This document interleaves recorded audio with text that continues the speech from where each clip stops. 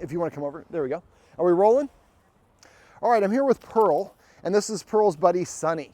Now, Pearl does not like having her butt sniffed. Now, I haven't let them play yet, we just met, and they are buddies, but you see there's gonna be some play behavior. So what I've got is I've got some high value training treats here, and we went through a load marker word of yes. So yes is Pearl's marker word. So what we're gonna do is we're gonna let them, I'm gonna distract Pearl. You're gonna let Sunny come up and sniff, and then I'm gonna sniff her butt if he wants. She. That's what I thought. And then I'm gonna say yes and then release the treat. Now I've got a bunch of treats ready to go. All right, go ahead and bring Sunny over. Yes. Yes. Whoop. Yes. Yes. Any chance you can call your pup real quick? We just want to shoot a quick little video. Yeah. Come here. Yeah. Thank you, Pearl. There you go. Good job. All right. So beautiful husky. But we saw that right there, Pearl got a little bit still, and she does not want to be sniffed. So I'm using, yeah, there you go. And so she just communicated. She wasn't being aggressive, but she's saying, I don't want you to sniff my butt. And there we go. Now, it's from behind. So you saw she was a little bit more comfortable as long as it's from behind. And she's got her tail wagging. No, so she wants to sniff the husky's butt, but she doesn't want the husky to sniff her butt. Hello. Now she's a little bit of a growly player. I don't interpret that as aggressive because of the rest of her body language. There you go. Yes. Thank you. All right. So basically what I was trying to do at first is we're trying to let Sunny sniff her butt because she's comfortable with Sunny sniffing her butt. And the guardian said, but she doesn't have a problem with her. But we're helping her practice. This is kind of like learning to drive your car. You don't learn to drive on the 405, you learn in a parking lot and you learn the skill. So having Sunny sniff her butt and having her getting a treat and then releasing the treat and saying the marker word helps her feel comfortable with the action. Later on, we can worry about other dogs. All right, so let's bring Sunny back. And that was a really good interaction. I mean, for the most part, she was, I'm good with that. And that dog came over and came right up in her, and this is that dog's territory. So we're visitors there. All right, so let's see if we can try that again. All right, Sunny. Nope, she just wants the treats. That's all right. So what we don't want to do is create any sort of negatives. And so, if that's the case, we might use a lower value treat or might just kind of keep Sunny more towards the end of the leash so that the end, as far as Sunny can get is to the butt. And that's just a poor directing job on my part. And so let's try it again, but this time if you want to hold just the end of the leash and then stop so that Sunny can only get to Pearl's butt. Pearl. Yes, perfect. And then you can go ahead and walk away. So what we want to do is practice an approach, a sniff while I'm distracted with the treats, and then walking away. So I get a quick sniff, a half a second, and Sunny walks away. Now Sunny, we're having Sunny walk away, not because Sunny's doing anything wrong, but Sunny's just gonna want to get those treats, and that's gonna not help us for what we're gonna do. Now you could also have Sunny be a helper and say the marker word every time Sunny sniffs her butt, and then you could assign it like butt sniffer, and then Sunny comes over and sniffs her butt on cue.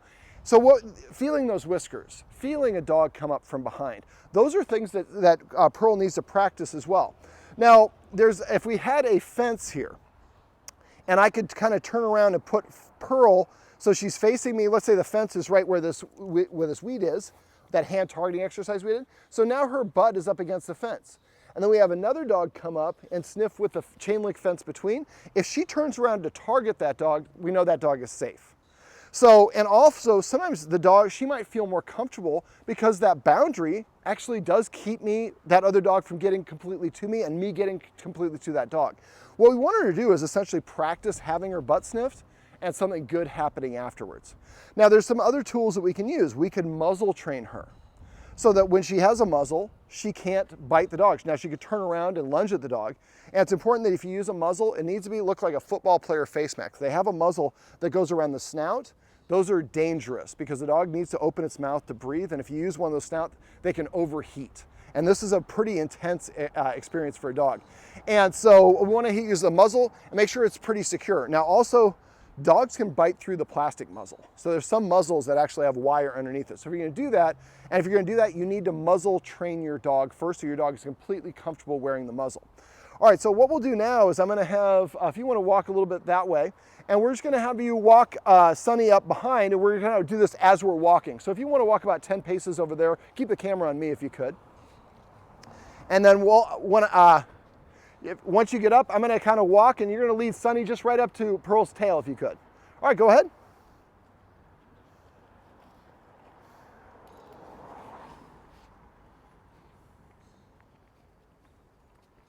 So I have a whole bunch of treats, and go ahead and keep, there we go. Now Pearl's more, Sunny's more interested in being able to play with Pearl. We'll let you guys play in a sec. But this is a nice thing because we're both moving in the same direction. The dog comes up behind. I have a whole bunch of treats. I'm just shaking one down, shaking one down, shaking one down, and she's licking on those treats. We're distracting her, but also creating a positive emotional response, and that's really the name of the game. So like if Pearl is snarling at a dog and we jerk the leash or pull her away, that's going to create a negative response and make her frustrated. So the idea is by having some movement, we're both focused on walking down this direction and we feel more comfortable. Now, speaking of comfortable, and you have a mail carrier coming up behind you, just so you know. There you go. Don't want you to be surprised. So if you look at, she's sniffing. Sniffing is calming behavior that dogs have. We talked a little bit about her ears. Hey. That can also be something that if she's stressed, that can help her relax. So let's see how her ears are right now, and now they're back. So when she's normal, her ears are gonna be off to the side, kind of like this, and up and to the side. Now when they go back, that can be an indication I'm a little bit uncomfortable. I also look at the dog's overall body posture. Is the dog leaning towards something or leaning away from it? Is she holding her breath, or is she breathing really fast, or is her breathing normal? Is her body stiff?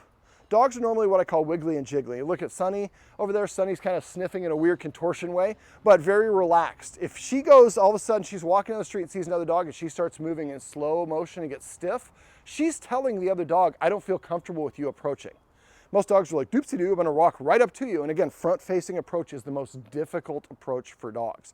They should meet sideways, but because you went to a board and train that probably was punishing her if another dog sniffed, they probably corrected her for disagreeing, and now she's created a bit of a phobia. I'm just guessing that might have happened. But a lot of dogs don't like having their butt sniffed because they are insecure, and the other dog can smell that insecurity. So the other thing I look at is the dog's mouth. You see her mouth is open right now. And her eyes are what we call soft eyes, which are kind of almost like squinty eyes. That's a positive. If you see her with hard, open, unblinking eyes and she's staring, that's a big warning. Usually the first warning is closing the mouth and staring with hard eyes. So if I'm Pearl and I'm kind of like having out, and let's say the camera is a dog, I'm like, that's a big warning. That's when I'm calling Pearl away from whatever that thing is. Now, if another dog approaches and she's got her mouth open, her ears are up to the side, her body looks wiggly and jiggly, she's not leaning any direction, or she's offering play bows, then that's a dog that I would try to incorporate in having her come up to. And again, trying to, Pearl, have her have a treat, another treat, and then I'm walking her away. The other dog walks up to her butt. She gets a little sniff, and we literally want a 1-second sniff, and we want that person then to pull their dog away or call their dog away. We want to just start off with just a fraction of a second, then a 1-second sniff, 2-second sniffs, 3 seconds. And the whole time we're doing this, I'm counter conditioning. I'm just giving her treat, treat, treat, treat. I'm trying to create a positive emotional response. And after a while, then she's just like, a dog sniffs my butt, then I say yes and give her a treat. So now the sniffing of my butt means something good. That will help her feel less insecure, so she's not as worried about having her butt sniffed, and something pleasant happens afterwards.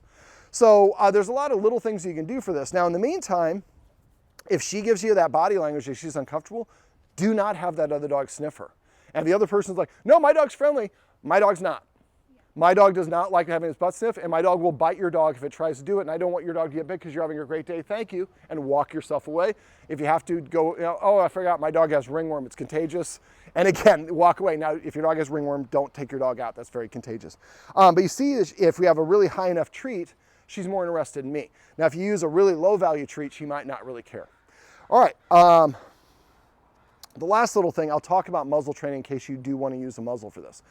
A lot of people just throw a muzzle on their dog and then put their dog in these bad situations. That makes it much worse. So when I use a muzzle, I'm gonna hold the muzzle, like here's the muzzle, I'm gonna hold it like this and put a treat in it and let her stick her nose into the muzzle and get it, and then put another one. So I want her practicing putting her nose in there. I'm not putting it on her, she's coming over putting it on herself. And then eventually I might smear a little peanut butter. So she puts it in there, she's licking it, she's having it in there a little bit longer. Eventually I wanna be able to go like that, and then I'm gonna feed treats through the side of the muzzle so quickly that she doesn't wanna, I'm not attaching it. We just want that muzzle. When the muzzle comes on, good things happen. And eventually, when you get to the point, and this is maybe 5 or 6 practice sessions in, and each one of these should be maybe 1 or 2 minutes. You put the muzzle on and attach it here, and then feed the highest value treats you can as fast as you can. And after a while, then it's treat, 1 second, treat, 1 second, eventually treat, 1, 2, 3 seconds. And you're slowing it. What you don't want her doing is doing this or trying to rub it off. And it's a very, and most people don't. I just wanted to go through it just in case that's something you do want to use because it is a good tool that you can use. I'm not saying she's wearing a muzzle all the time. When you're doing this exercise, I use a muzzle because my responsibility is to make sure that your dog stays safe and that dog stays safe. And so if the muzzle, but a lot of people put the muzzle on and just hold the dog and let the other dog sniff, that's traumatic for her. So if you do with a muzzle, eventually you put it on and you're feeding and you get to the point where you can feed those treats a lot less. And I don't consider muzzle training complete until I put the muzzle on her and she can take a nap with the muzzle on without trying to take it off. And then I would have her wear it a couple times in the house for every time what we're using out and about. But again, using a fence, like that fence right over there, would work. So she can't make it to the other dog, and that barrier helps a lot of dogs feel a little bit more secure about it. All right, well, this is my buddy Pearl, and we're gonna let her play with her buddy Sunny. And these are some tips you can use if you have a dog that doesn't like having their butt sniffed.